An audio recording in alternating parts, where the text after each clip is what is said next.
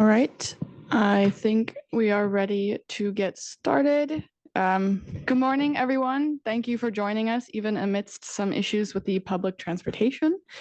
And welcome to this policy dialogue on resolving the energy, food, nature trilemma and land use, the role of digitalization and EU policies, organized by the European Policy Center with support from the Vodafone Institute for Society and Communications.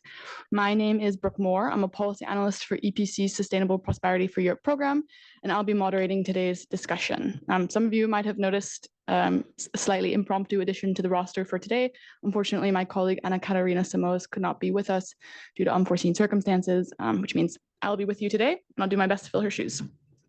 So today's discussion marks the end of a project that began in 2024, culminating in a final discussion paper. You can find this paper at the entrance, but also online at EPC's website. Before I get into speaker introductions, I'd like to just begin with a bit of background on the topic for today's discussion, though. Europe faces a growing challenge, needing to balance land use for food production, expanding renewable energy, and nature restoration. With current land occupation estimated around 80%, these competing demands pose a vulnerability risk that could furthermore risk undermining the goals of the Green Deal. Digitalization offers a critical opportunity to ease some of these trade-offs. Tools such as AI, earth observation, and precision agriculture can enhance efficiency and integration.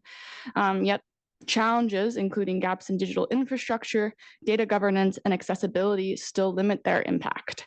So today's discussion really aims to get into the solutions, looking at ways to tangibly align digital innovation with a more sustainable and integrated approach to land management. So for this discussion, we'll first be hearing from Michele Galli, visiting research fellow for the EPC, who will be sharing key findings and recommendations from this aforementioned report, co-authored with Anna Katarina Samos. This will be followed by input statements from our distinguished guests, Ion Codescu, head of unit for land use and management with DG Environment, Gregorio Dávila Díaz, deputy head of unit for food system sciences and environmental sustainability at DG AGRI, Bram, Moeskops, Managing Director of the Research Institute of Organic Agriculture, or FiBL. We will then also be joined by a respondent who will react to these initial input statements and kick off the Q&A for us with a few questions. This is Emma Brown, Director of Public Affairs and Communications for CropLife Europe. After this, the floor will be open for a Q&A with our audience. So for those of you online, please feel free to ask any questions or put them in the chat as we go along. For those of you in person, when the time comes, you can simply raise your hand and we will pass you a microphone. General rule of thumb, please keep your questions concise, though. It's easier to field to our speakers. Moreover, if you feel comfortable, we encourage you to introduce yourself and your affiliation. That's it for introductions from me. So, Michele, the floor is yours. Thank you very much, Brooke, for this introduction, and good morning, everyone. So today we will be discussing a problem that faces Europe as a significant challenge in managing its land resources. Can you hear me?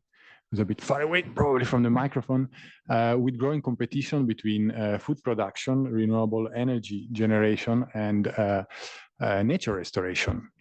Our project looked at the role and whether and how digitalization can help resolve these conflicting demands. And the goal of the project is to provide EU policymakers with actionable recommendations on how to integrate digital solutions into sustainable land management. The project was based on desk research and key informant interviews, as well as a multi-stakeholder workshop, which we conducted last year, and which leads to today's policy dialogue and the publication of our discussion paper.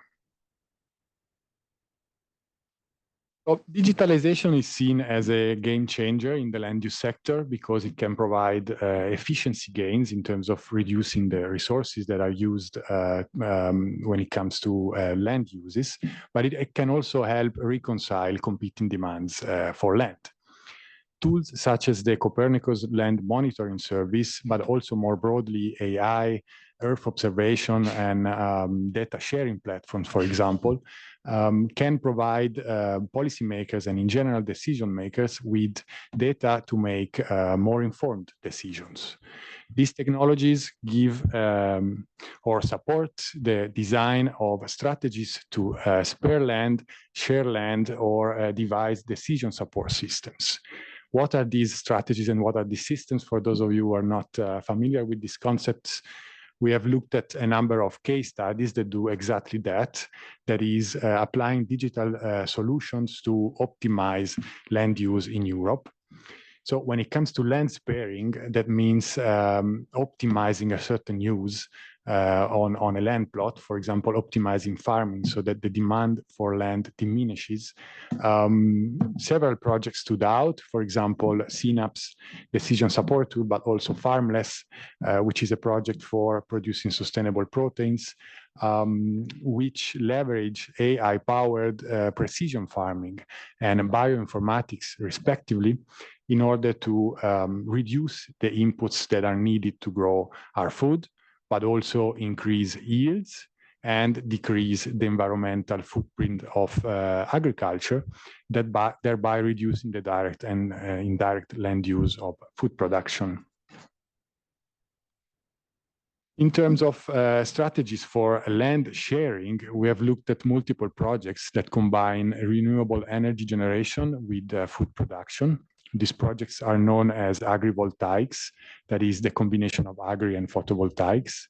And for example, the projects led by the Fraunhofer Institute for Solar Energy combine renewable energy, solar energy generation with crop production on arable land, but also with fruit orchards and livestock farming.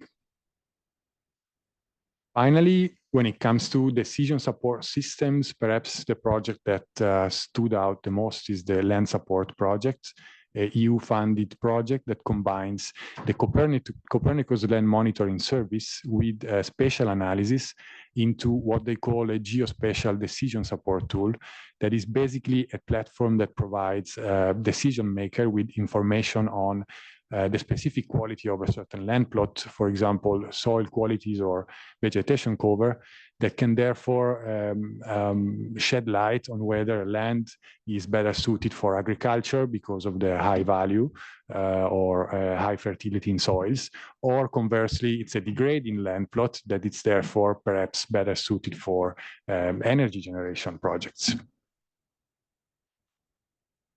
So while digitalization holds great potential for the land use sector, there are a number of challenges that stand in the way for its effective implementation in reducing conflicts between land uses and optimizing the use of land within a certain land use.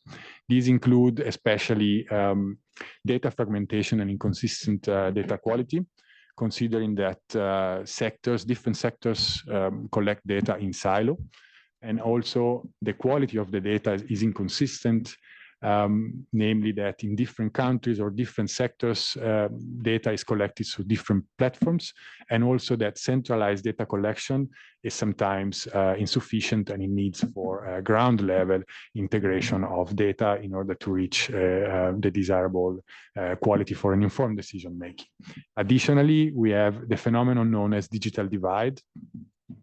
That means that digital infrastructure is not equally available throughout Europe, and also that digital skills are not equally possessed throughout Europe. Suffice it to say that in Europe, 60% of the population does not have access to high-capacity networks at the moment.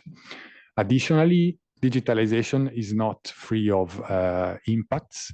It does have considerable impacts on the environment, especially when it comes to the energy consumption of data centers, but also electronic waste.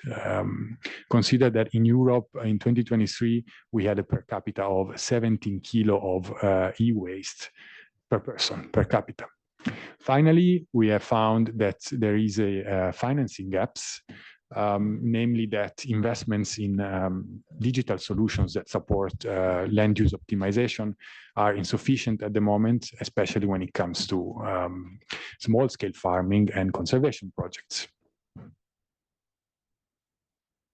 We looked at the EU policy framework that affects land use, which is fairly conspicuous, as you can tell by this slide. When it comes to the land use sector specifically, there are a number of more prominent policies, such as, for example, the Common Agricultural Policy, which affects the vast majority of land in Europe, but also the Nature Restoration Law, the Renewable Energy Directive, and the land use change and forestry regulation. So we looked at these policies to find that they only partially address land use, and importantly, they're not harmonized among each other. So they operate in silos, so to speak, with often conflicting goals when it comes to, for example, food security or biodiversity conservation or energy generation. Similarly, on the digital agenda side, we found that there are programs such as the Common European Data Space that are striving to provide interoperable data platforms for informed decision making. But there isn't at the moment a project for something that we could call European Land Data Space that provides cross-sectoral information with harmonized data. So based on this finding, we have formulated a set of recommendations that include a strategic direction for EU policymaker. Perhaps the most overarching of which is that we need a strategy or a vision for land management that has digitalization at its core to provide decision makers with clarity and also to harmonize policies that affect land use. We need to bridge the digital divide with by mobilizing resources for development of digital infrastructure, especially in rural areas, as well as upskilling programs. We also believe that the Commission should work closely with relevant stakeholders to improve data governance and data sharing, for example, under the umbrella of the Common European Data Space. And finally, the EU and member states must address the externalities of digitalization, especially when it comes to the very intense consumption of energy of data centers, but also the use of precious rare earth and in general of resources for the production of these technologies and their disposal. More granularly, when it comes to connecting land use and digital policies, we believe that the EU should embed digital tools in specific policies that affect land use to provide decision makers with clarity on how to redeem conflicts. It should promote interoperable data platforms to provide harmonized and cross-sectoral data. It should consolidate land use governance, and it should develop specific AI guidelines for those sectors that are identified as high risk. In terms of enhancing the digital infrastructure and skills, we believe that the EU should mobilize increasing funding to fund the transition, specifically through the Common Agricultural Policy, but also Horizon Europe and Digital Europe programs. And it should de-risk investments in digital solutions that optimize land use in a sustainable way.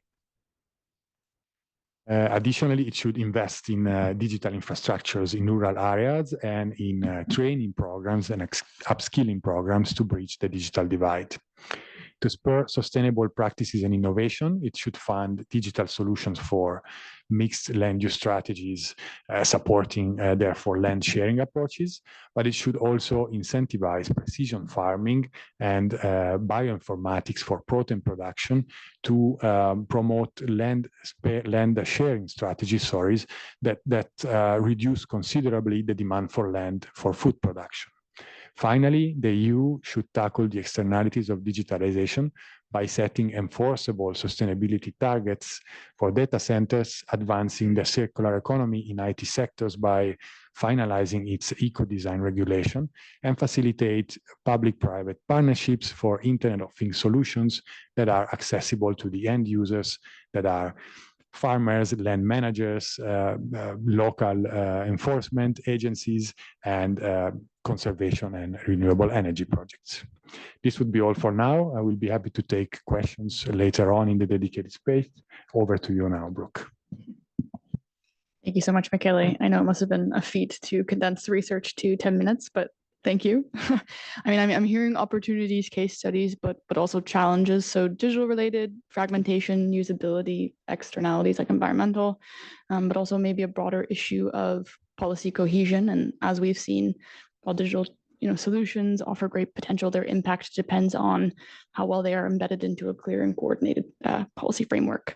So building on that, Jon, given your experience in land use and management, how do you see these challenges? What are some of your general reflections? The floor is yours. Thank you. Yeah, thanks a lot for the invitation. Also, the very interesting paper that we need to look closely into, and also in the recommendations. Well, when it comes to the coherence, there I partially agree in the sense that, well, there is a lot more to do, but in general, the policies we are working on, if we take the common agricultural policy, but also the nature restoration which was mentioned, they do converge. Yeah, obviously the nature restoration. Yeah, I will try.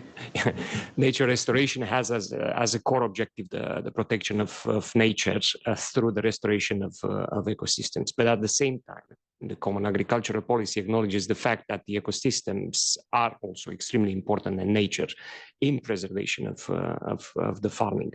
And it has tools in place that I'm not here to speak about, but we are thinking of how to converge better, and of course there are challenges.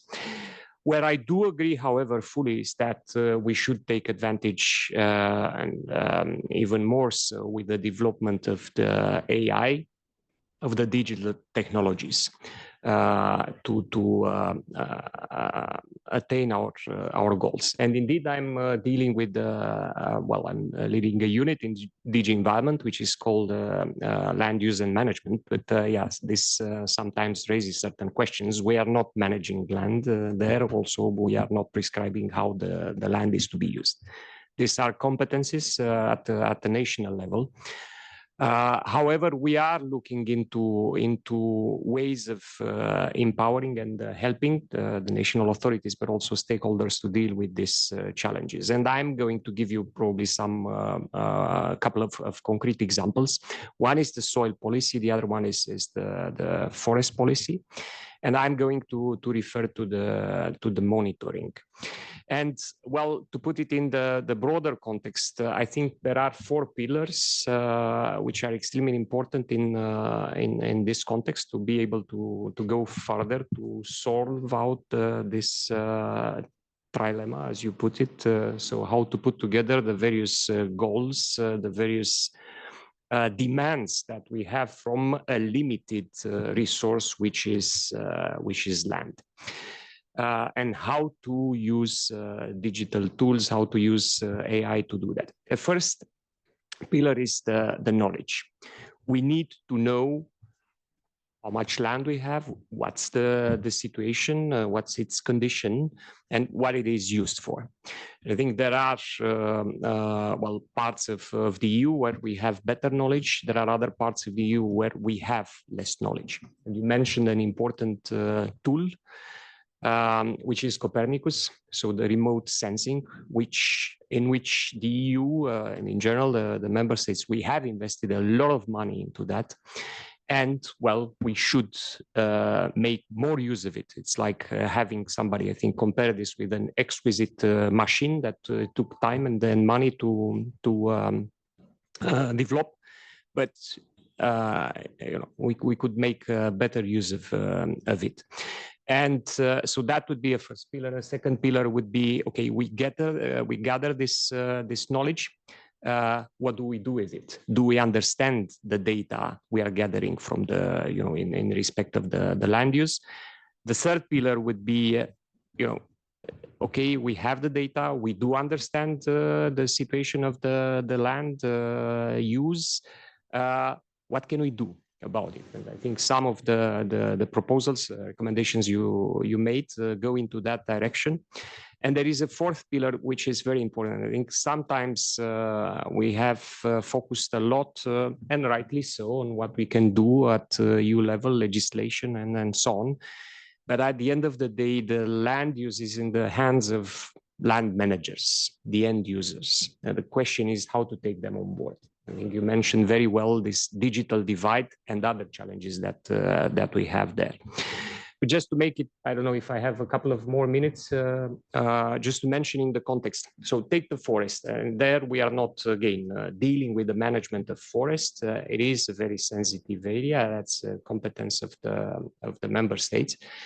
But we see that the forests are critically endangered by the impacts of the climate change. We see, in the news each year, wildfires, which are more and more difficult to manage. We see droughts and so on. So we really need to understand the condition of the forest. And we have in many member states, but not everywhere, this ground level services, forestry services, which are checking what is happening on the basis of some representative checks there. But now we have what we were discussing, Copernicus and the remote sensing. So we have, on the basis of the forest strategy, which is mentioned there, the Commission put forward a proposal for a coherent monitoring of this forest, which key is putting together the ground level data with the remote sensing. They cannot be used very efficiently if they are separated, but if they are put together, we can get a lot of knowledge about the forests. And yeah, then I mentioned the second pillar. Okay, do we understand this type of data? There we have put indicators which cover all the main functions of the forest, be it using wood for production, but also the biodiversity, also the resilience functions. And the idea there is to put this information in comprehensive maps. And there maybe also this would address this issue of digital divide, because when you have the raw data, it is difficult to understand what it is there. But if you put it in meaningful maps, it is much easier to be used by everybody, from a researcher, but also to the forest manager. And then it's not the business of the Commission to say, well, what you would be doing with the forest, but putting together this data.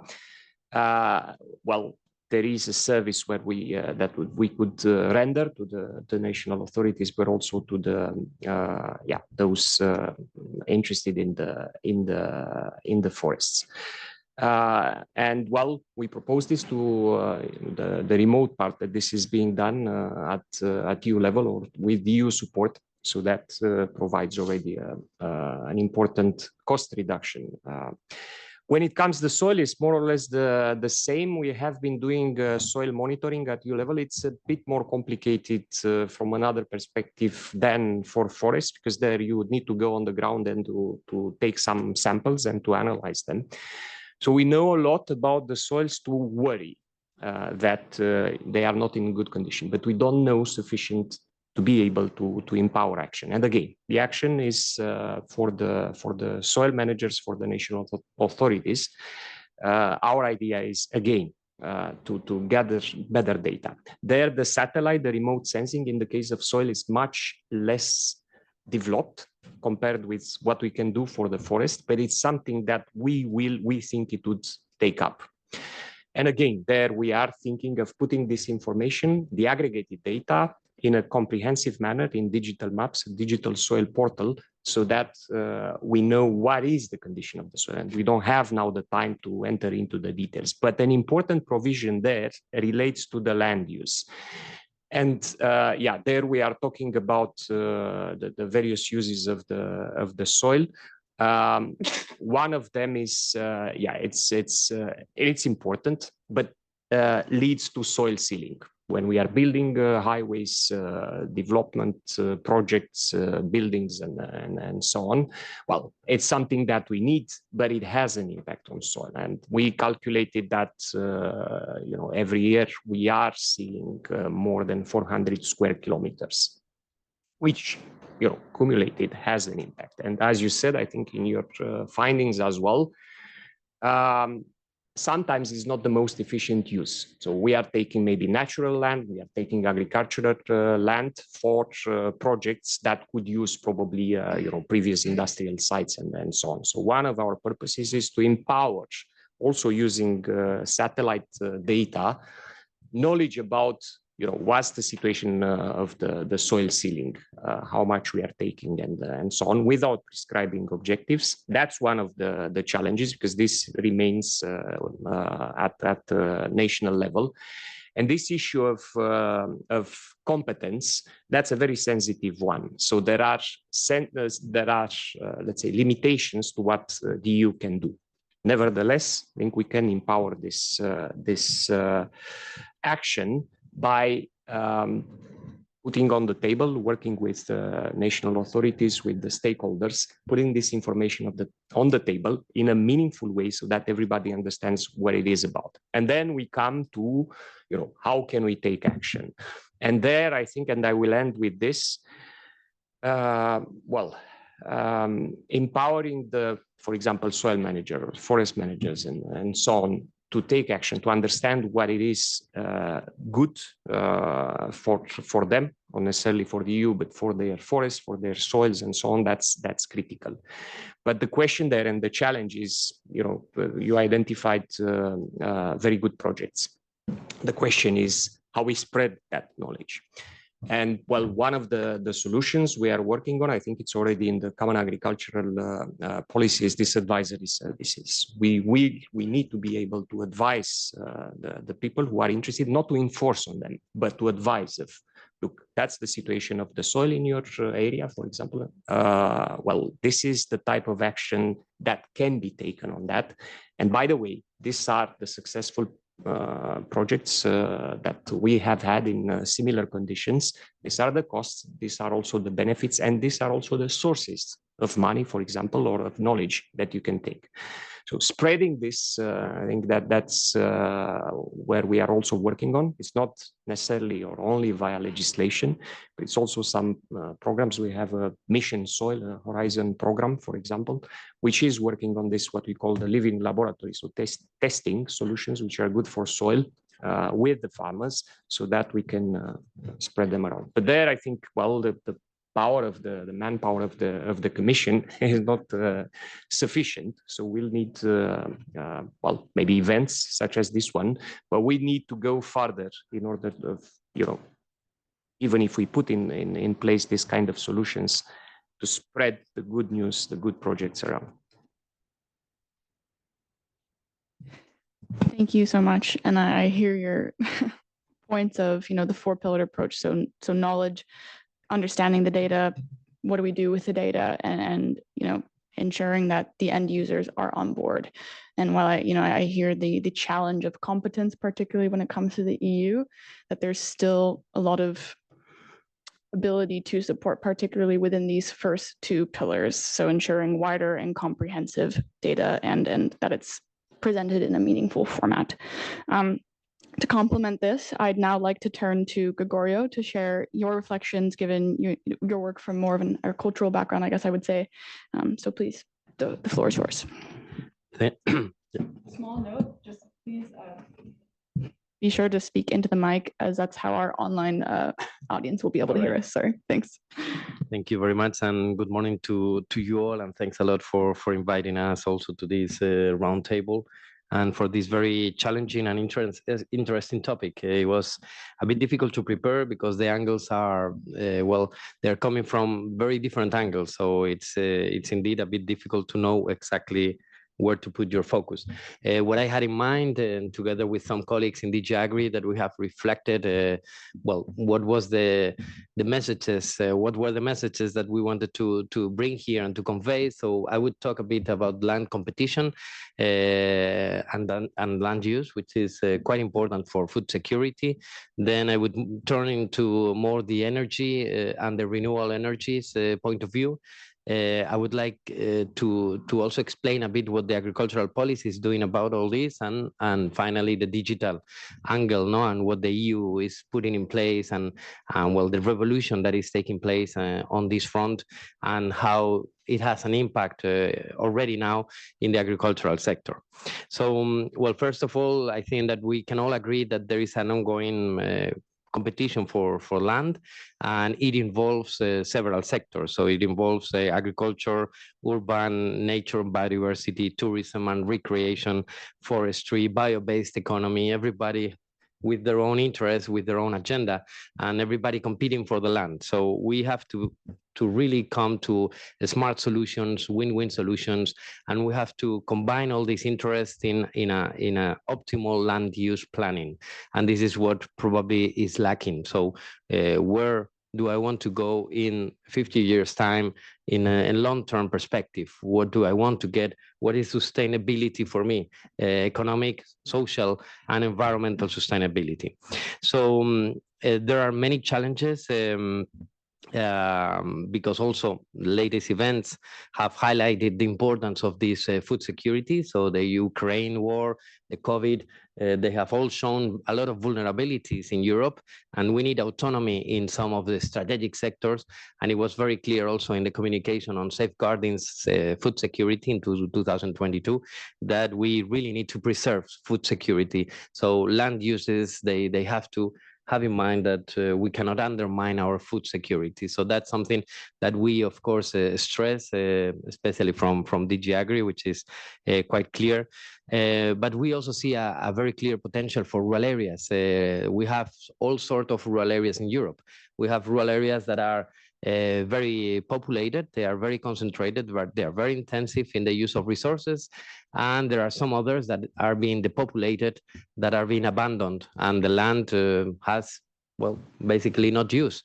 So there we can put the focus on what is the best alternative use. If it's to put more land for agricultural production, what type of agricultural production, or if we can devote some of this land to other uses, such as energy, for example, which also will help us in this energy autonomy, that it's another strategic objective of the European Union. So this is why it's a very difficult and challenging balance that we have to reach. And we need, of course, all the sectors to be involved. And this is why we are very happy that we are here, that we are with also our stakeholders, that the farming community, the rural areas are represented, because, of course, they have a say on all this. 72% of the energy, renewable energy, is produced in rural areas. So, of course, is where these renewable energies are being implemented, installed, and the capacity is being delivered to the grid. So, of course, rural areas is part of the solution in terms of combining these land uses. There is this opportunity now in of course, in mitigating climate change, and we need to go for this opportunity of renewable energies and for example, agri-photovoltaic, which is another part.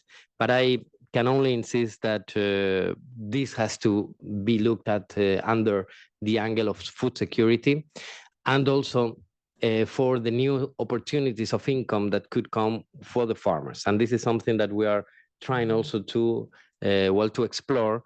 What is the best combination of land uses that could also help farmers to diversify their income and to complement their income with other revenues that not necessarily are coming from food production.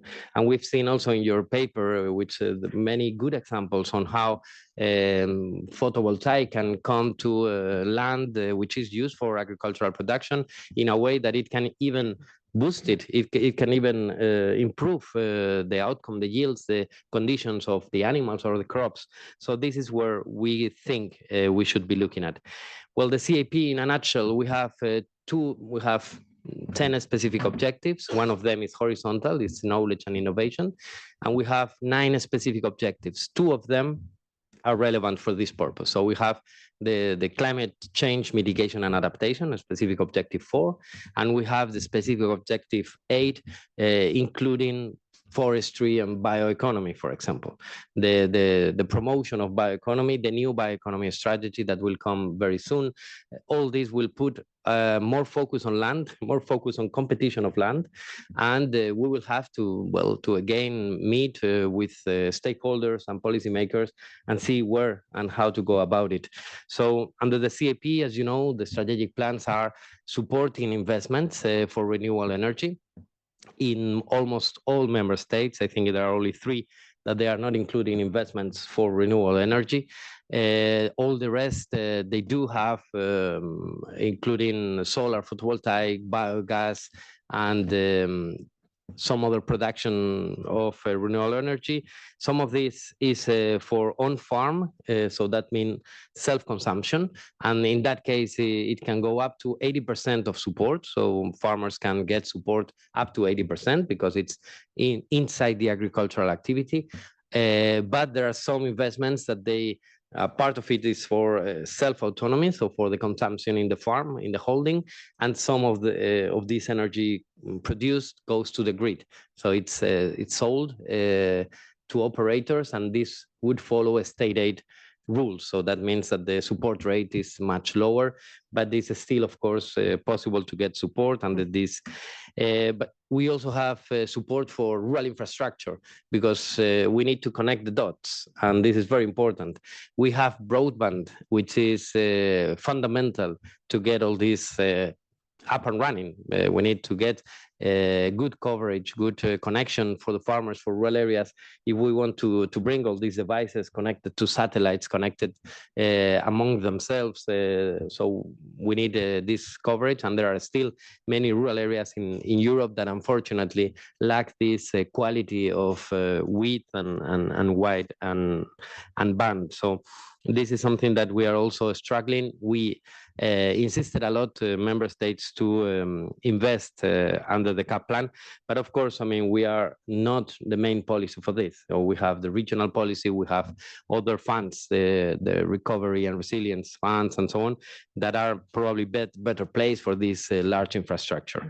On the AGRI PV, just to announce that DG Ener is now drafting a guidance. This is coming from the strategy for solar energy, and there will be a guidance on how to combine efficiently farming activities and agri-photovoltaic. So if you want a bit more details, colleagues are here maybe to explain a bit what's going on, but this is something that hopefully will bring, for example, some of the examples that you have examined and show them as, or showcase them as good examples to be followed.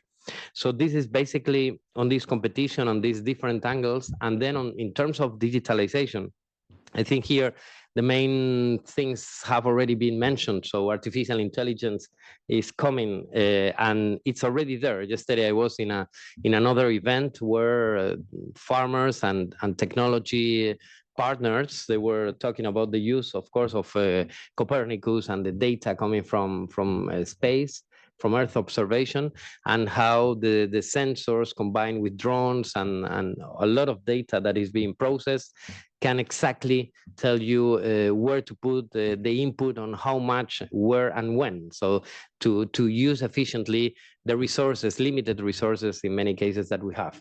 And this is the future, the present for many, but should be the future for many more. So we need to invest in precision farming. This is something also that the CAP is promoting largely. There are even some eco schemes and agro-environment measures, so land-based payments that are already for precision farming. So that's quite original, but we think that ecological payments should come with the necessary technology to make them as efficient as possible. And of course, these technologies are very good in reducing and being much more efficient in the use of resources.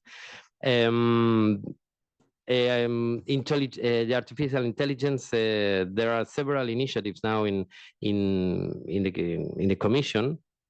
For example, in Horizon Europe, my colleagues are telling me that there are some projects like Farmtopia, Stella, Cerberus on the use of artificial intelligence in farming and including farming, plant growth and animal health.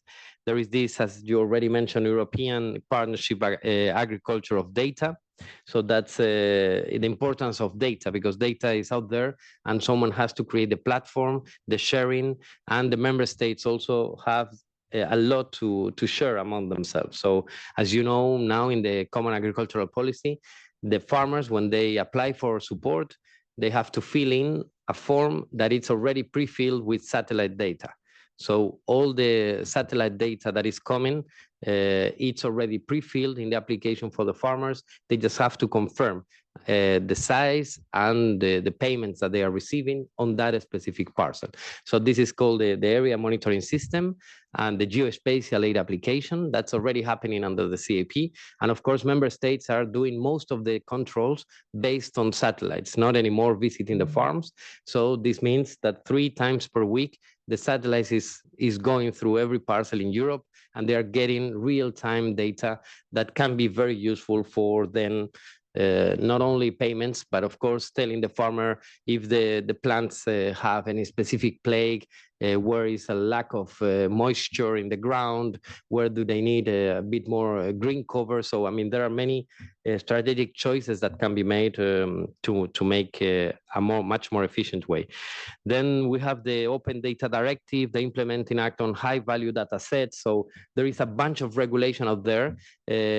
Colleagues in DG AGRI in a different unit, they are dealing with all this amount of new rules that are coming up in order to make all this also manageable and to set up a governance on this data.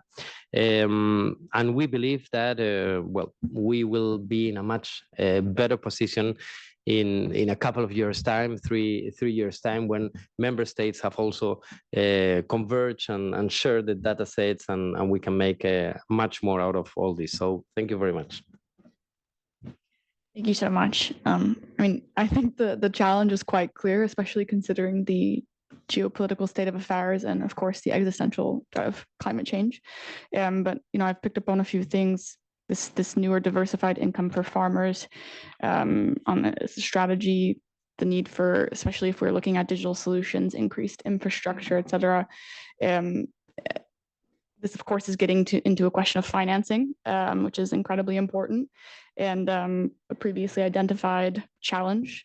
I'm sure this is something that we will get into in discussion, as it's, of course, it's a massive gap, let's say, and also a support for these initiatives that we're discussing. But building on this, Bram, the floor is yours. I think it would be great to complement these interjections with your perspective, given your bottom-up work. So thank you.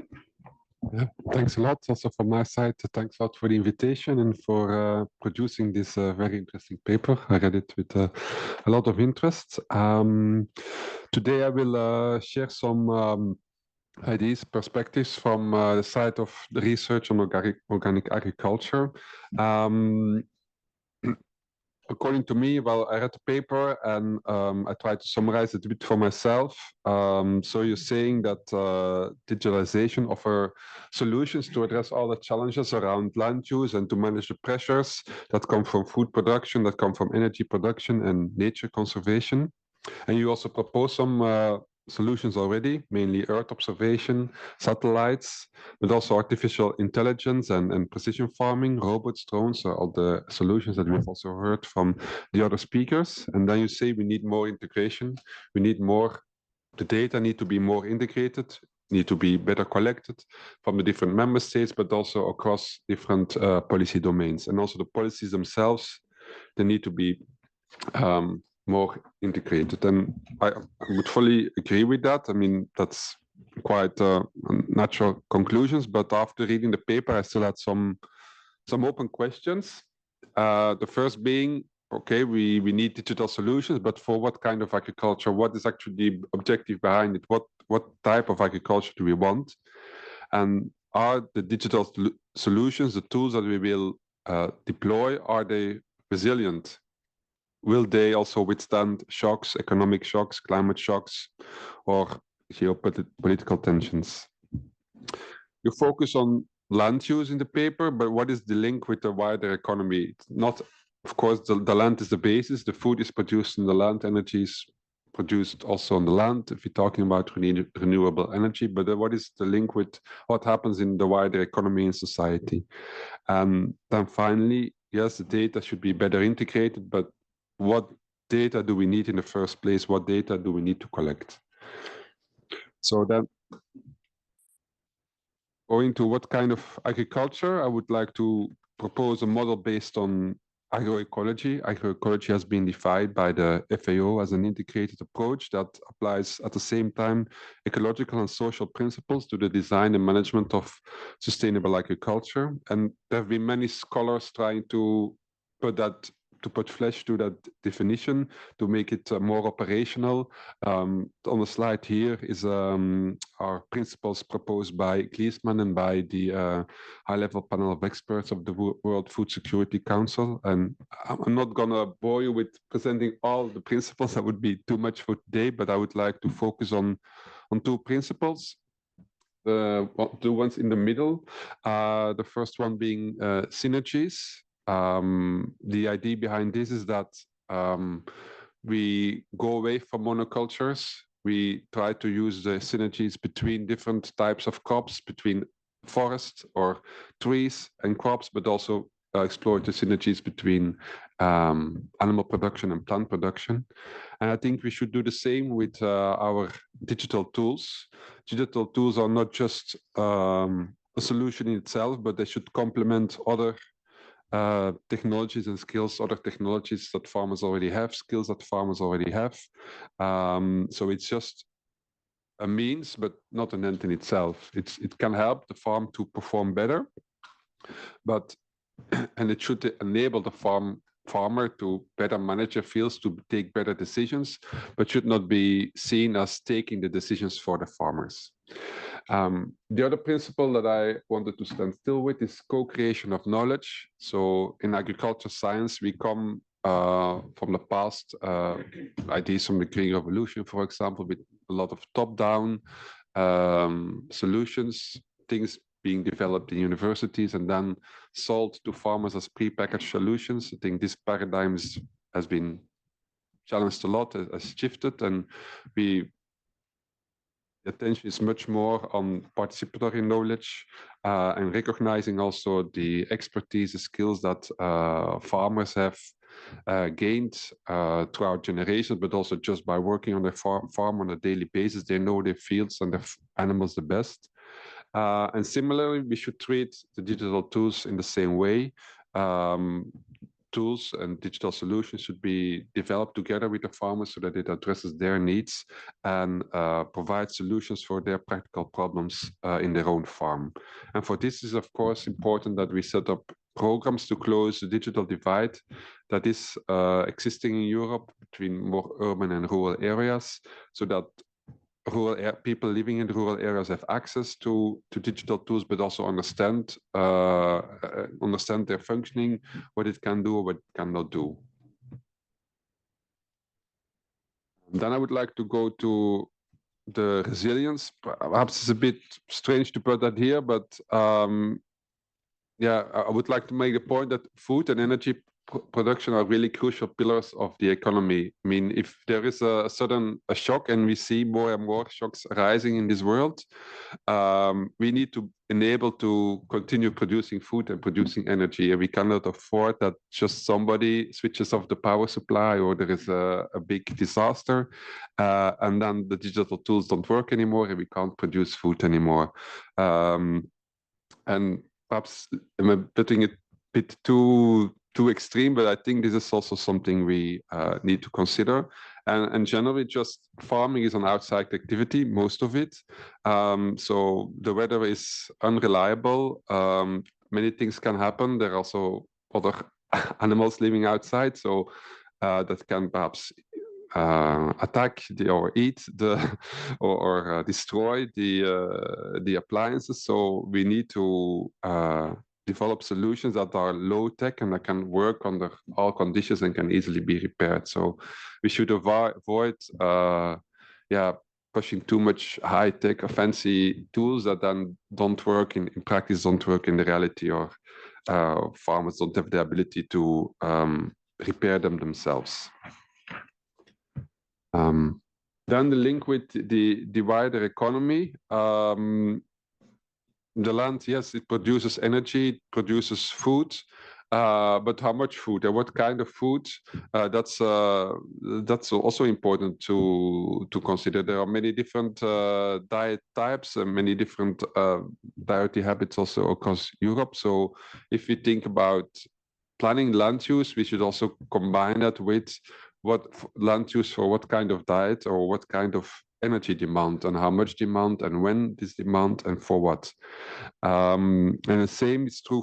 So this is energy demand, food demand for on the consumption side, but the same is true for the inputs that go into it, the feed, the fertilizer, machinery inputs that go into agriculture. They also represent certain energy that has been used to produce that, or certain materials, certain resources. So if we design our land or we plan our land use, but it comes with a lot of inputs, then the efficiency that we might gain by better planning the land use can be undone if it comes along with high energy use for the inputs. And the same, it was already mentioned by Michele, all the resources and energy needed for producing the digital tools to keep running the servers also needs to be accounted for. If we are very efficient in our precision farming and we reduce our fertilizers, but at the same time we are increasing the energy use for keeping everything running, then actually we are losing energy and we're not being efficient. So it's important that we also consider the environmental burden of all the external inputs. And if we don't do that, we will favor always systems that depend on external inputs over activities that depend on the local inputs. Finally, what data do we collect? It was already mentioned by Jan as well. Satellites do not tell everything. We need to combine it with ground data, high quality ground data. And in this regard, there are some factors, some type of data that are often not considered. For example, pesticide use and pesticide residues in water systems in the field. Was just reading yesterday an article in Euractiv about the report that the GRC made about the progress towards the farm to fork strategy and the targets that were set there around pesticide reduction, and with the GRC themselves acknowledge that actually there is no sufficient data to measure the reduction of pesticides, that we actually don't really know how much pesticides there are used. And if we are not measuring that type of data, then we also don't know if we're really making progress towards more sustainable farming systems. The same is true with crop diversification. I believe the data collection methods, how they are designed now and how databases are built, it's easy to record one crop on the field, but if there are multiple crops on the fields, then the systems don't know how to deal with that. And so that we can also not monitor that and measure if we are making progress towards crop diversification. And one final example, so the ecosystem around the farming system provides all kind of ecosystem services, for example, on pest and disease control or pollination, and also this type of services need to be monitored better.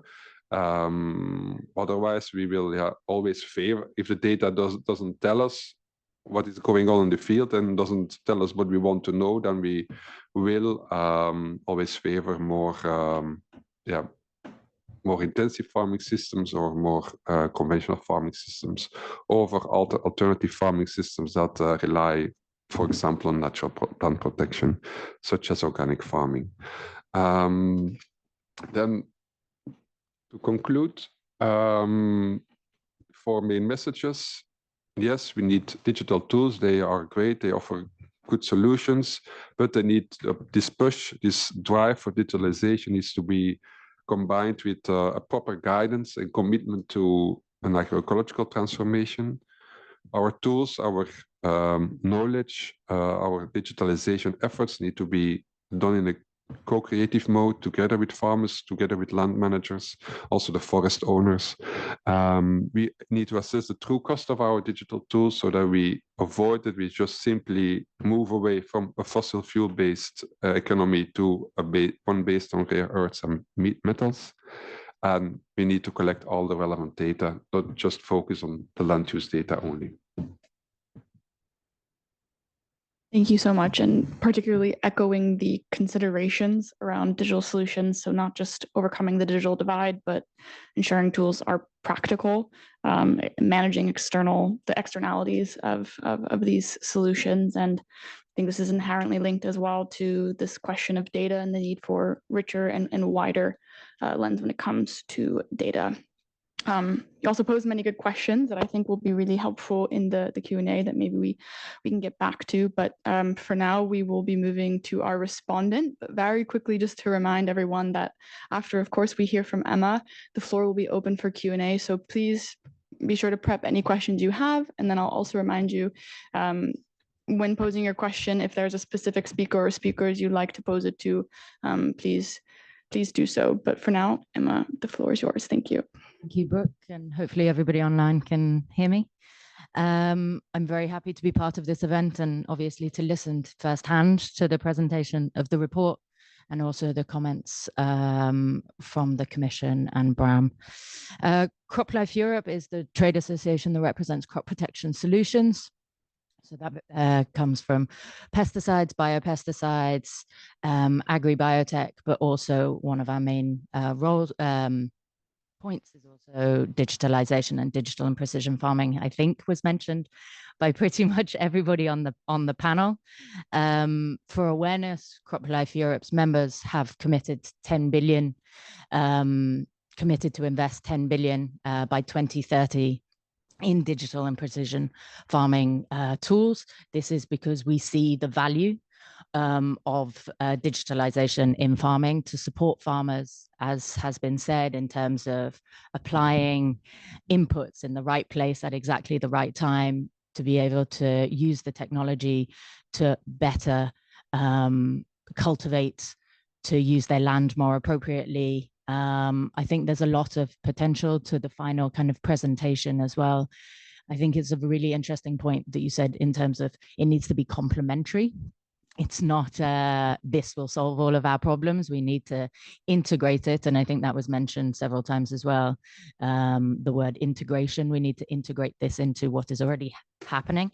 And I think from our point of view, this can very easily be integrated into the integrated pest management, integrated crop management system that is already in place.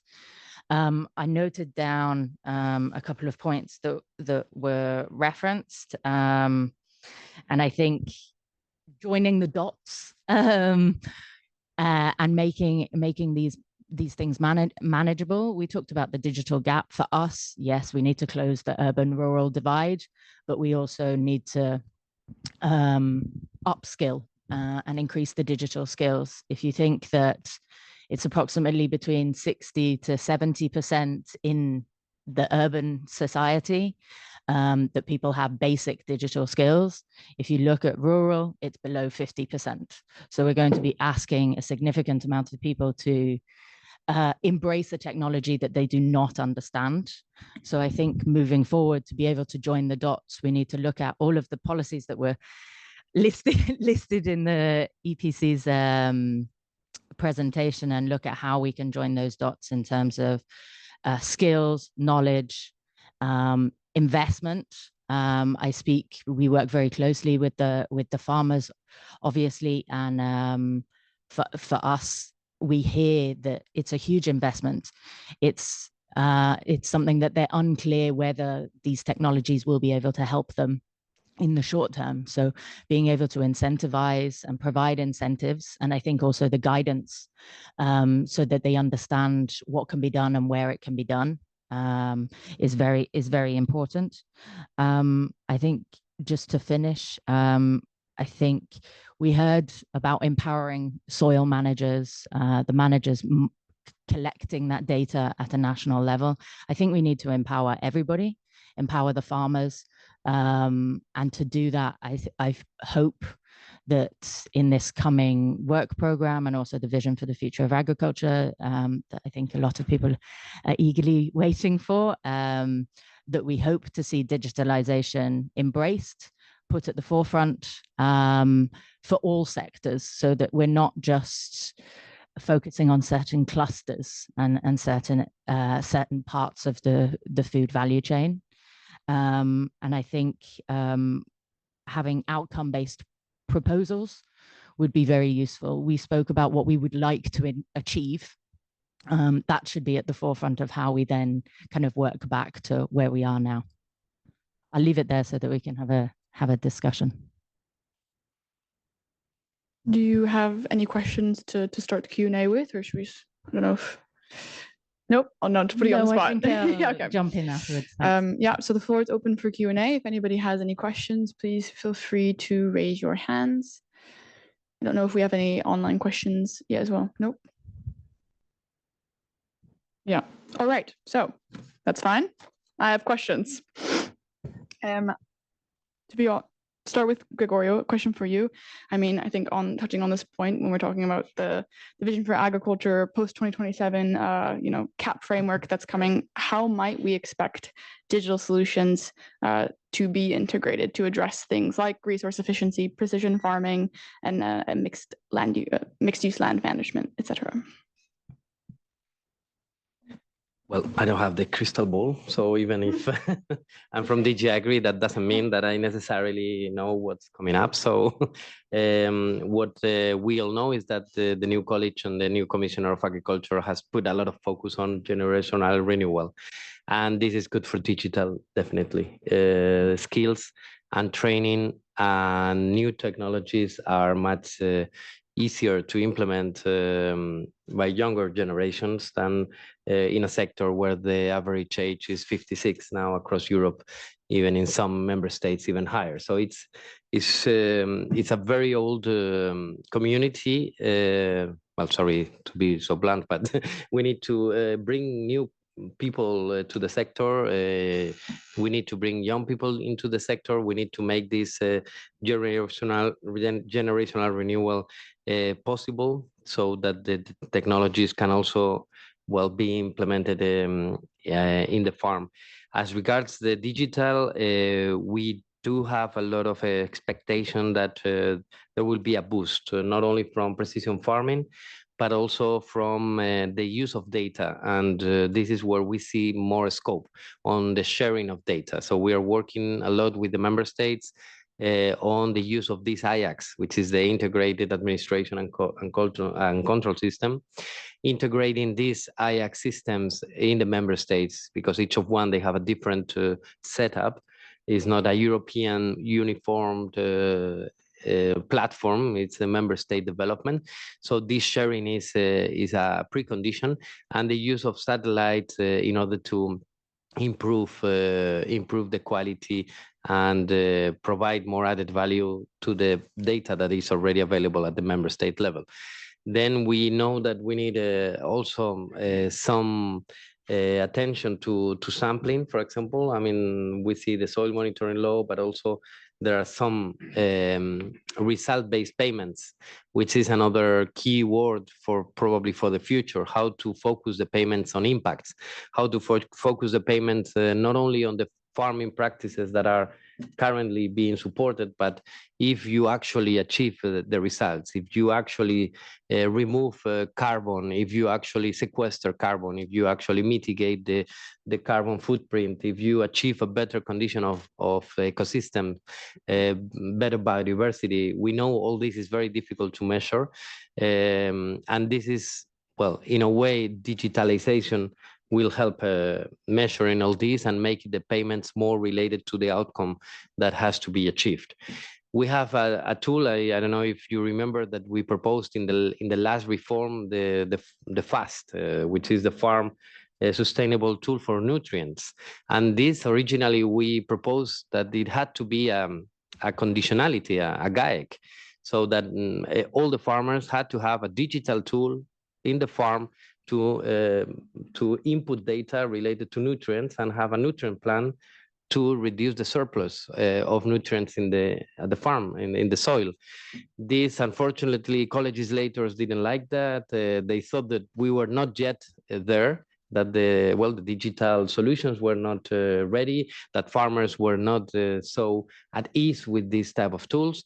And it finally made it into the farm advisory service. So all member states, they have to offer a digital tool for nutrient management currently in this period. But of course, this depends on the farmer if they want to use it or not. But we are exploring the development of these tools with a carbon module, that the farmer could have a calculator not only for nutrients, but for carbon and probably for water use, and that data is there. So we just need to connect the dots and to make solutions that are simple without forgetting, of course, the usability, the small farmers, the elder farmers, so that everybody has to be at the same page. We cannot leave anybody behind. So that's something that is challenging, but it definitely will feature in the future much more. Thank you. Thank you very much. We have a question. Sorry, did you raise your hand or were you just playing? Yes, you. No, okay. No, I actually yeah, okay, perfect. Premonition. I'm Sofia Nicolai. I'm from the Italian region, Emilia-Romagna. And my question is basically addressed to Gregorio, because before you were mentioning the guidance on agrivoltaic, so how to combine the agricultural activities and photovoltaic production. I was wondering if you have more details on when we can expect this guidance, and a few more details on what can be the content of the guidance. Thanks. Thank you very much. So if you can, pass the microphone to the gentleman beside you, he will reply much better than me. Sir, please. Yes, does it work? Yeah. No, Gregorio is one of my bosses, so I have to do what he says, but no, well, I'm not working for DG Ener, but we are closely involved in this exercise. And now we are working on this guidance that comes from the solar energy of 2 years ago. And within this guidance, we will set out some practices from the field, but also to provide some examples to member states how they can implement these innovative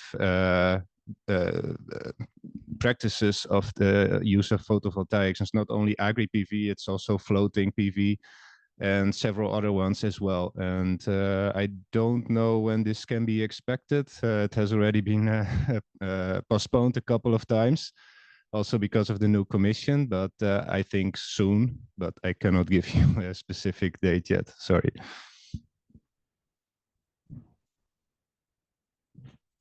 Thank you very much.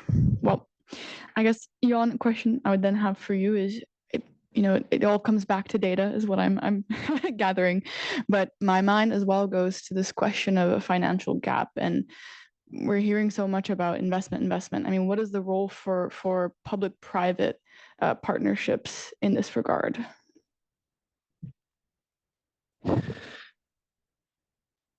Well,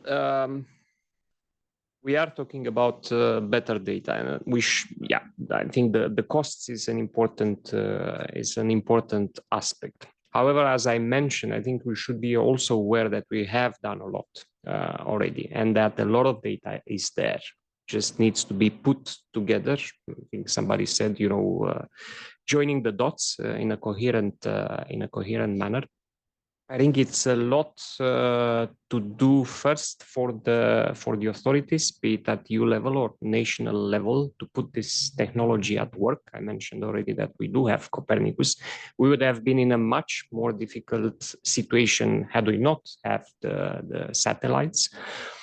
Of course, there are things to be put together. And when I mentioned the soil monitoring there, the soil monitoring that we have today is not sufficient. So more needs to be done. But this is something for the national authorities, and in that case as well, we've proposed that the Commission and the resources we have shoulder part of the burden. So that would be one of the replies there. Of course, we should look also at the end user part. And of course, if you do not have any kind of digital skills, it would be difficult to use even a simple solution that would be offered to you. So that's something that we are doing through other tools and programs, be it that it's in the context of the CAP, but it's even broader than that. We are discussing about the access to broadband. In some cases, in the rural parts, these are still not connected. They are still not well covered. So we need to work on several plans there. But yeah, from what I see, the infrastructure is there. The technology is developing at a very rapid pace. So things that we could not even imagine 10 years ago are possible today. Only the artificial intelligence. From that, I think the artificial intelligence could also help us put the dots together and come to very good solutions depending on thinking again of the situation of soils where we have so much diversity. Identify what's the good mix of solutions in a certain type of or depending on the type of soils. There, I think Bram mentioned we should also think of this bottom-up approach and take advantage and use the knowledge that it's in the hands of, well, in that case, farmers, but those working directly on the ground. And this would also minimize costs. And when we propose this legislative initiatives, I think in the case of soil, in the case of forest, we're also aware that a lot is being done in some of the member states. We are trying to use what is there and not dismantle, but build on what is already there. And then I think we should also be aware of the fact that that we discussed about nature restoration, or this is not restoring ecosystems, which has a different type of costs. It's not like putting in place infrastructure, but it's putting information together. So this are not so big, and we think that they are worth the investment and the effort. Thanks very much. And I'll just remind speakers as well, if you ever want to come in and respond, please feel free to just raise your hand. But I see we have a question. This is more for everyone. Can you expand more on what is being done now with drone technology in terms of getting the high quality on closer to the ground data, and also connecting that with the satellite imaging and so forth?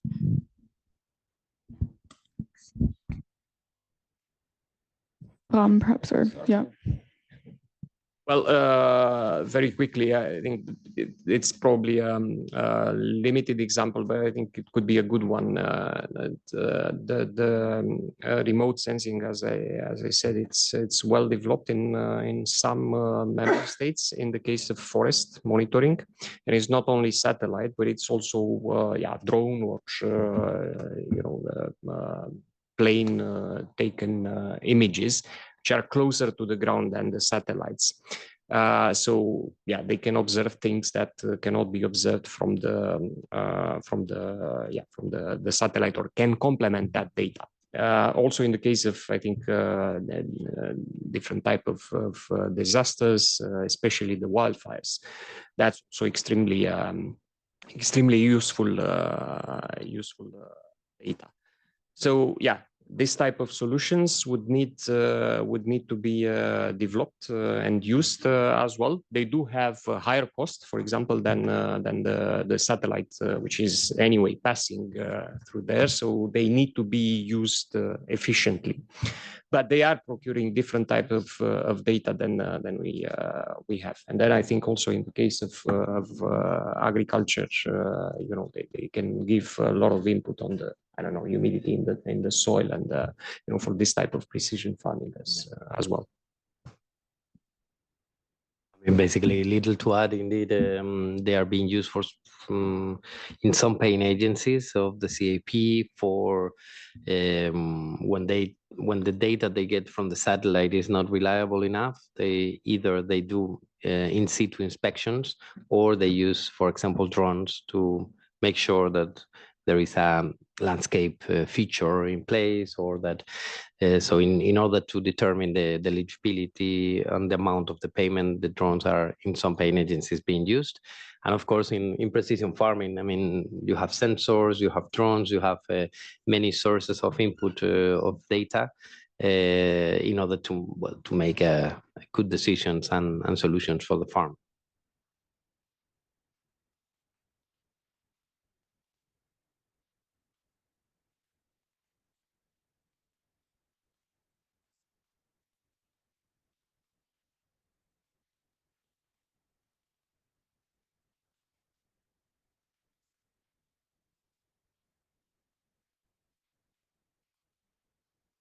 Right, yeah. Yeah. Yeah, if you just so our online audience can only hear if the mic is used. So thanks. Can you also expand more on the getting the drone technology and that connection with the satellite imagery more accessible, and I don't know, support more for the smaller farms and other associated entities? You know, what can be done more for that, and also with, as you mentioned, the natural disasters with the fires and flooding and so forth.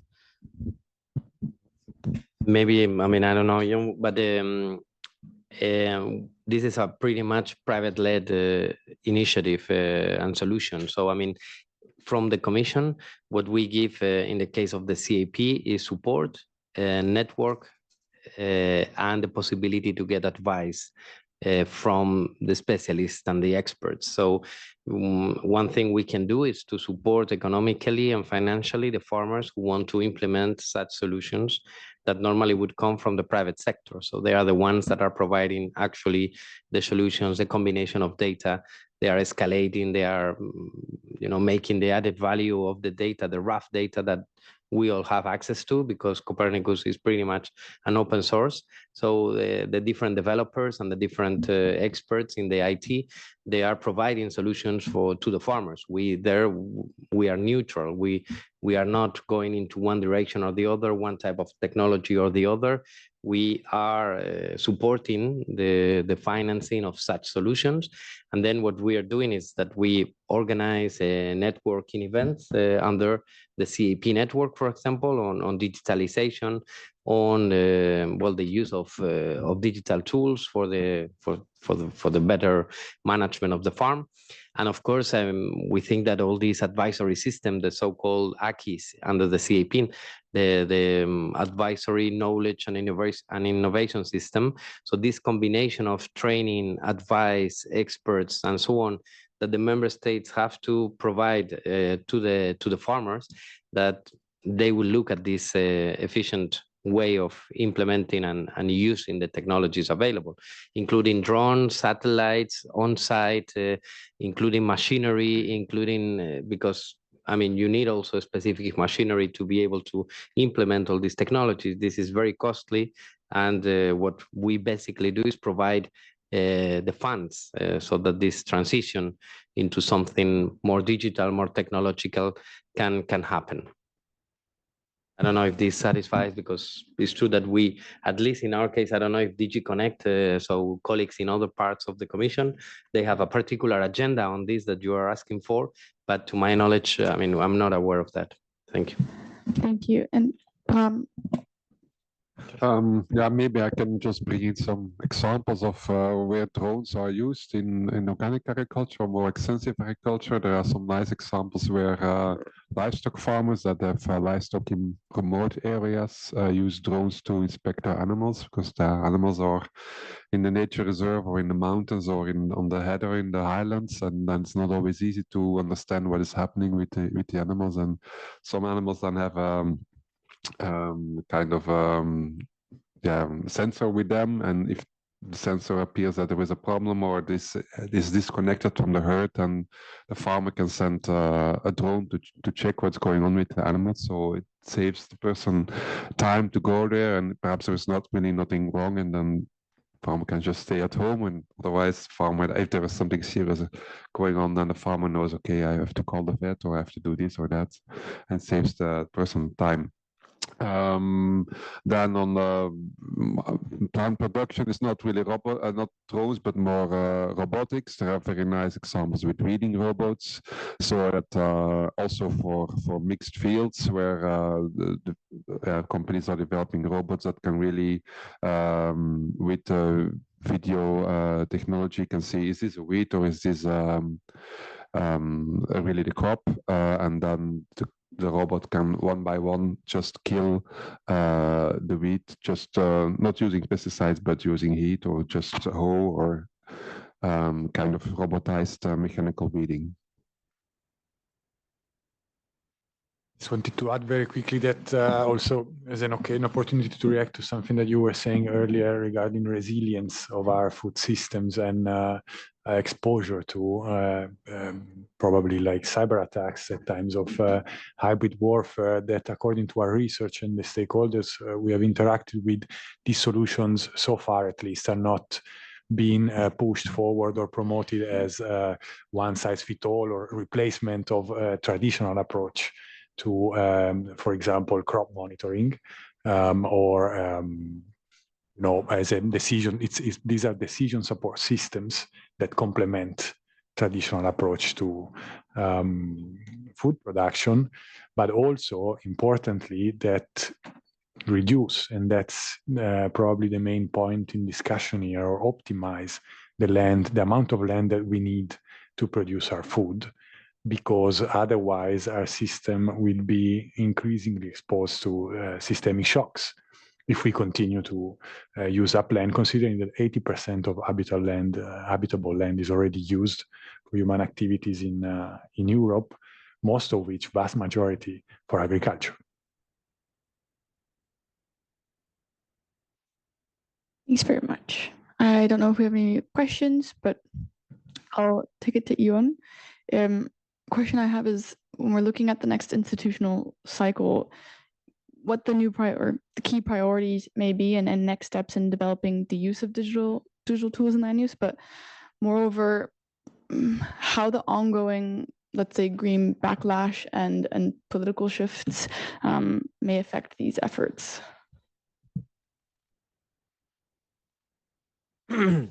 Well, I mentioned two legislative initiatives which are in the pipeline. One is the soil and monitoring and resilience directive. The other one, it's a regulation, is the forest monitoring.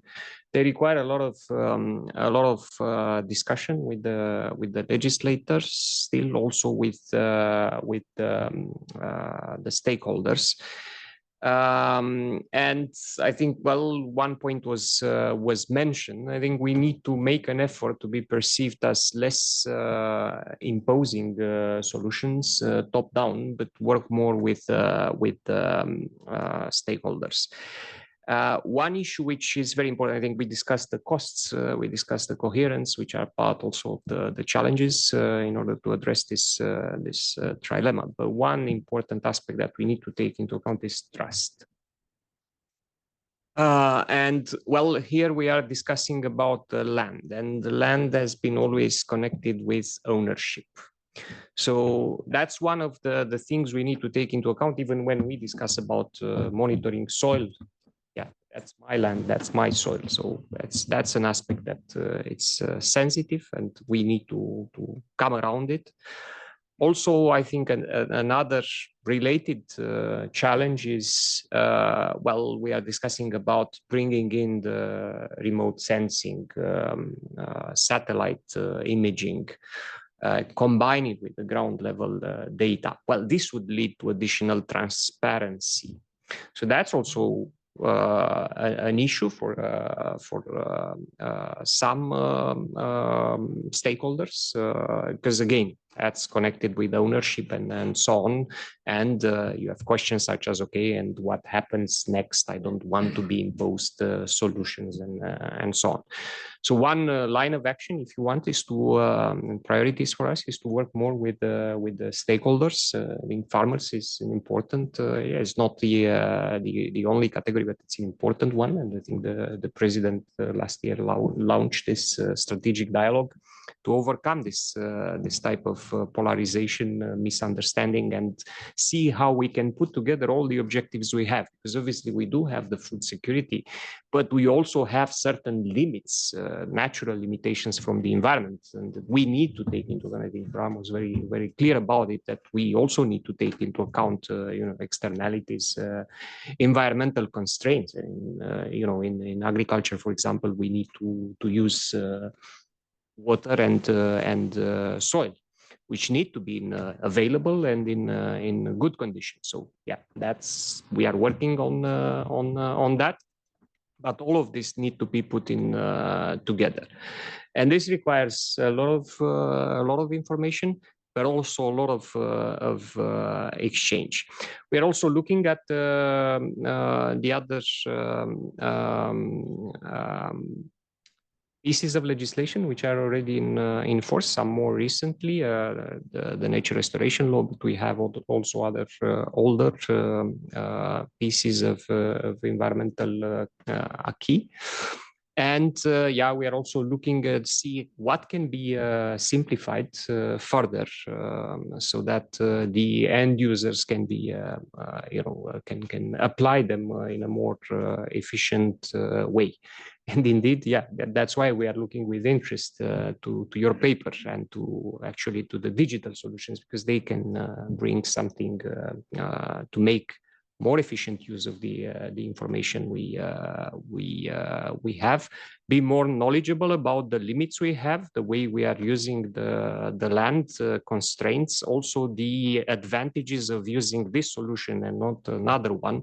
That would be something that we need to work on, and not everything can be done, with legislation. It's a lot about investment. It's a lot about informing, training people. So yeah, we are trying to use the tool in our hands, which also they do have the limitation. Not everything can be addressed from Brussels. So this also leads us to work closely together with the national authorities, but also with the interested stakeholders as well. So yes, legislation, yes, also investment and incentives, but also trying to understand each other and the various constraints, and to put everything on the table and be able to come up with something which is manageable. And we've seen, and you have also good examples in your paper, that there might be good solutions for the problems we are facing. Because now you brought I reminded something that I think is worth mentioning on these bottom-up digital innovation solutions. I don't know if you're familiar with the European Innovation Partnership for Agriculture. I guess many of you are, but this is a typically bottom-up approach. There are like thousands of small groups now up and running in Europe, being supported under the CAP, to come up with very concrete and specific solutions, including on digital, that can help and help farmers to overcome a specific problem that they faced. So this, this is a good way probably to make this innovation available to the practitioners, to the ones that are on the ground. Thank you. Thank you, Michele. Sure. Yes, maybe just a very quick reaction to say that it's great to hear that these initiatives are underway and that they go very much in the right direction, and also we are aligned with what we're recommending. Perhaps what it's still missing, what I still don't see, and of course it does not depend on colleagues here, is the emergence of a vision for the sector, something that can not just such as, for example, the forest strategy or the soil monitoring strategy that you were mentioning that effectively aim to tackle land use within a certain sector and also addressing, competing goals, but it also provides guidelines on how, for example, data within a certain sector should be collected in order to make it interoperable, and therefore in order to be able to make decisions that go beyond a specific sector, considering that land is a cross-sectoral issue. So this is a reaction. I'd be happy to expand more in this sense later. Yeah, definitely. I think perhaps it would be useful, to hear from you though, Bram. I think given the context of your work, etc., and reflections on either this, but also when we're talking about the practicalities, building such trust, but also these emerging, I think you'd refer to it as on the ground complementary practices and technology.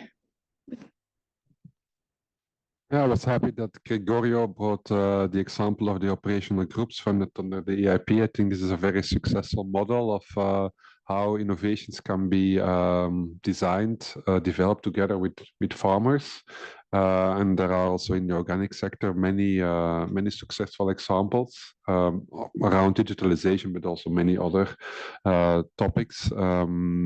So this kind of bottom-up approaches where farmers directly work with researchers at the local level, just there in this small region or this area, this is very successful and also allows farmers to help each other, to give feedback to each other, so that you have this small group of farmers come together to think about what are really our problems, what are our common problems, and everybody coming with their own perspective, the researcher thinking with them what the solutions are, and then some farmers would test it out and they would share experiences, and then all can learn from this. So I would really encourage DG AGRI and the European Commission to go on this path of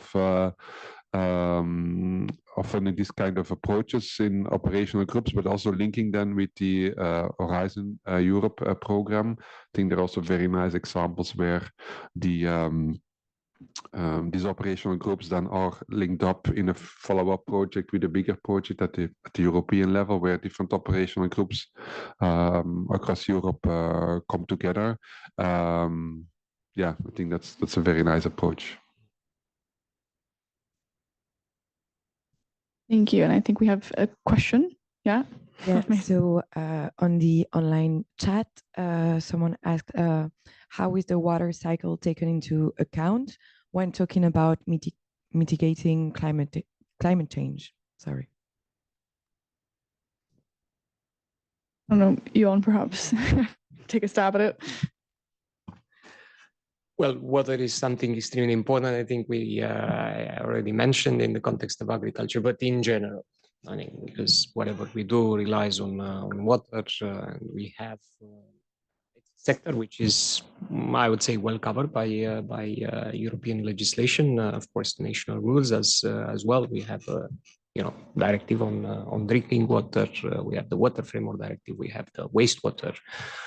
So yeah, one idea is to implement them better and in a simple manner as possible. But I think the Commission announced already that it will come up, not only with the vision for agriculture, but also with the water resilience initiative. Because yes, we do have issues now more and more with the climate change in terms of water scarcity. and availability as well. And efficient use of water is extremely important. Also, we are confronted with a limited space that we have. This may lead in some cases that the activities we're doing, they do have an impact on either surface or groundwater, also on the marine water as well. So this indeed would look at the cycle of water, see what and how well is covered, and how we can take it further. Thank you very much. Yeah, sure. In my presentation, I was a little bit critical perhaps on focusing only on land use, but if it's about water management, I think the land use and the satellite data are extremely useful to monitor how whether there are changes in the landscape, and also to plan the landscapes better, to better plan where to put hedges to prevent erosion, for example, or to other measures that can facilitate that the water goes into the ground and not running away, that to avoid runoff, so to promote infiltration. So for this, satellite data are extremely useful.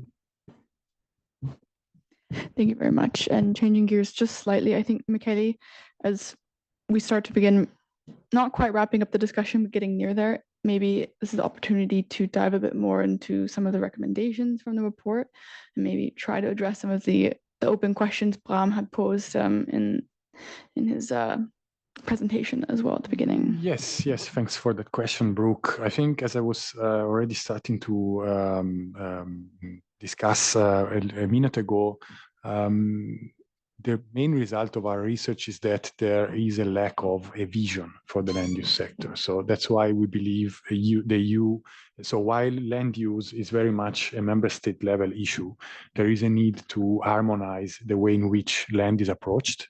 That's why a strategy that provides a blueprint and guidelines on how to approach or redeem conflicts, especially in light of this topic of today, conflicts between energy demand, food demand, and nature demand on land use, but also on how to optimize it and what role could digital solutions have in this game. So this would provide, on the one hand, policymakers with a tool to embed a harmonized vision on land use, but also digital tools, such as, for example, digital monitoring systems I'm thinking of, or I'm also thinking of data sharing platforms that would be embedded in a holistic way or harmonized way within different policies that affect land use. For example, I'm thinking of the Common Agricultural Policy, but also the Nature Restoration Law, the Renewable Energy Directive, and the Land Use and Land Use Change and Forestry Regulation, which would therefore provide decision makers with data to make more informed decisions. So in this sense, also greater effort, or better said, we believe that the effort should be continued under the digital agenda and the common European data space to develop what we could call a European land data space, where data is, or where the platform is interoperable because it counts on data that has been collected according to shared protocols, and that is of sufficient high quality in order to enable enforcement agencies, land managers, farmers, renewable energy developers, and conservation projects to make informed decisions. Now, perhaps to react to some of the things that were said, I think Bram made a very good point when it comes to resilience. We should beware that relying too much on digital solutions could be costly and could pose additional threats to Europe and to our food system in particular, considering that that's where the vast majority of land is used. But at the same time, we also have to be mindful of the fact that we are already exposed to systemic shocks, because the way in which we produce our food is too resource intensive. And while agroecology and organic farming do tackle this issue and provide very important, crucial solutions to make it more sustainable, also in terms of more resource efficient, for example, by reducing the need for chemical inputs, fertilizer and pesticides. At the same time, it's only part of the solution, let's say, because we also need to optimize, so increase yields in a sustainable way, and but also decrease the amount of land that is needed to produce a certain amount of food. And I'm focusing on food because that's where the vast majority of land goes. And in that sense, perhaps there is an elephant in the room that it's the reason why, or the main reason why we use so much land to produce our food, that is livestock farming. Livestock farming globally, while it takes up 80% of agricultural land, it produces 30% of the proteins that we consume. So this is a great inefficiency. This perhaps is beyond the scope of today, discussing ethical issues, animal welfare, or such topics, but really from a resource efficiency perspective, that is a great inefficiency.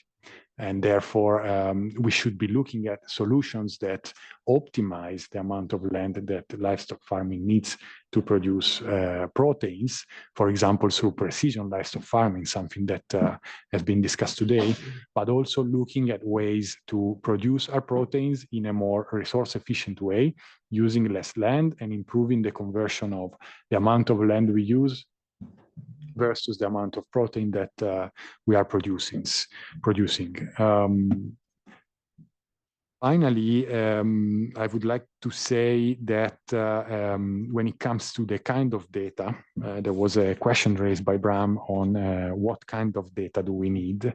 I think we are clear on the kind of data that we need, and that is data that we are already very much collecting, data on soil quality, data on various environmental indicators, data on data that can confirm what we are seeing from space, so how the land is being used. But perhaps the hurdle here, or the bottleneck at the moment for these data sets to enable land use optimization and more informed decision making, is the fact that these data, or these data sets, are being compiled in an inconsistent way. So there is a lack of shared protocols on how we collect this data, and platforms, as I've stressed already, are not interoperable, and therefore we are not able to make a decision that takes into account data that is flowing from different sectors. I will leave it there for now. Thank you so much. And given the time, I think to make sure we have time to hear from all of our speakers, final thoughts, I think it would be nice to hear reflections on some of the recommendations. But you know, this conversation has covered a lot of ground, both with regards to content sectors, but also when we're talking about risks, challenges, and opportunities. And so, in addition to any final reflections and input, maybe ending as well on a specific message or action item that you'd like, whether it be policymakers, fellow think tankers, or industry to take away from this discussion today. And just to switch it up, I say we perhaps go in the reverse order that we did initial introduction. So Bram, if we could start with you.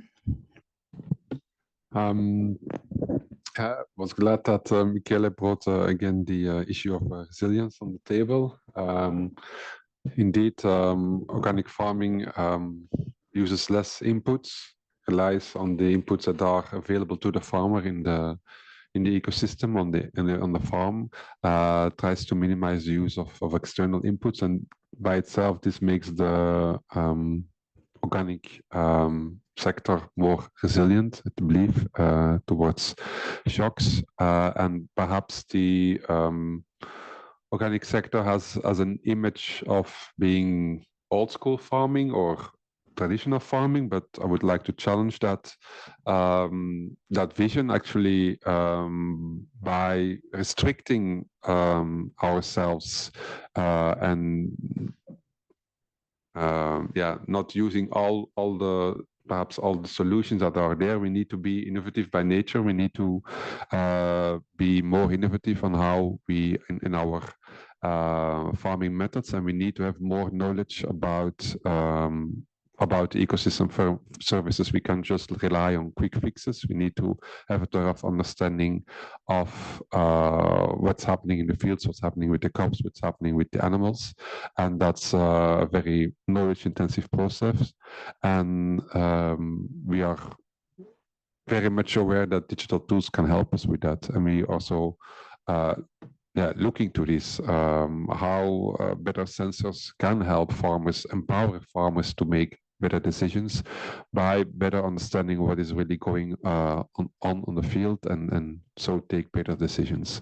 So just to conclude that despite perhaps some critical remarks, also the organic sector is really looking into how digital solutions can help, not just on the farming, but also on the farming side, but also in the rest of the value chain, for example, around creating transparency, facilitating the certification process. Also here, digital tools can help a lot. Thank you very much. So I will be short because I actually learned a lot from today's discussion, and thanks a lot for especially the experts, the paper that you produced for the basis of discussion. So for me, the most important element that I would retain is that probably we need a vision on where we're going and how to integrate all these reflections into a coherent, consistent way of thinking and acting for the future. So that's very important on all these linking the dots. The conviction that this bottom-up approach is much more effective than the top-down solutions. And that's something that I would also like to retain. And finally, that only with digital and innovation, we will be able to transition to more sustainable farming systems. So it's clearly a win-win solution, not only organic, where we all know, but also regenerative agriculture, other all sustainable farming practices. With the use of technology and digitalization, they will be able to deliver much more. So that would be for me the most important elements. Thank you. Vision is the word of the day, I guess now. Let's replace data. Jon. Yeah, thank you. Well, I don't know. I think I would be more nuanced about having a new strategy or the strategic overall strategic direction. Well, in any event, it's not for me to decide on this, but it's definitely an interesting idea. But from what we shared, I think this morning, I think we are well, more or less aligned on the directions of work, making more use and more efficient use of digital in order to empower a more efficient land use. We have a wealth of information. We talked about remote sensing. We talked about successful projects. We talked about more efficient use of water as well, not only of land, taking into account externalities and so on. We have certain strategies, soil is mentioned, I think also forest. We have also the digital strategies at the level of the EU. The question is how to apply them more efficiently, and also I think one additional comment I would make, when we say, and I think we agree, we need more integration, a more harmonized approach. Well, this comes sometimes, or is seen to come at the cost of flexibility. If you act at EU level, you'll have more flexibility, less flexibility at national level as well. I mentioned the issue of trust. And in this context, I think it is very important to give sufficient time to work, on this bottom-up approach before coming with solutions at the top. So, yeah, we are also reflecting on this, as I already said, and I think it's clear for everybody. That's a domain which has certain sensitivities that we also need to take into account. And yeah, be sure of certain solutions, that they are good solutions, that we know about their implications, about their costs, and so on, before putting them in the open. But otherwise, yeah, I think it's a good paper, and yeah, good